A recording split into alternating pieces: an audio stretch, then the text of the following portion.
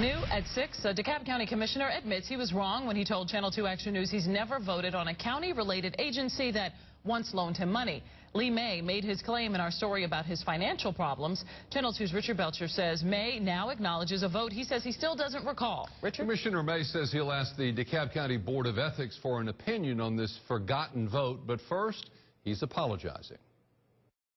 I pride myself in people trusting the words that I say and the statements that I make. And you know, am I regretful for making that comment? I am. At issue is one of the debts the commissioner incurred when this Lithonia movie theater he owned went out of business.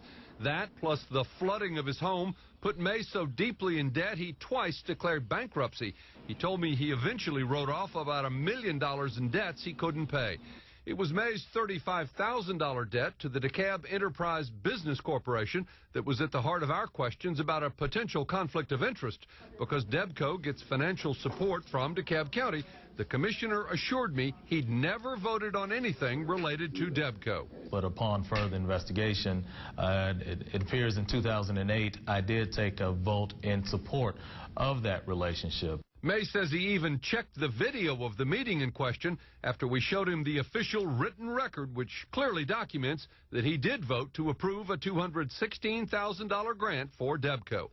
Don't believe it was my intention, because consciously I can't even recall taking that vote. But again, I'm held accountable for the statements I make and for the actions that I take as well. So I did misspeak, and I do apologize for that. It's an election year, and May does have opposition. My political enemies, they are who they are, and they'll do what they do. They'll continue to give you stories, and I'll speak to you when I think that they're relevant. And I thank you for allowing me to, again, tell my story to the public. Records show Commissioner May voted on a Debco matter once last year, but by that time he was no longer involved. He had no loan with the agency. Once in 2010, he introduced a Debco-related issue, but he abstained from voting.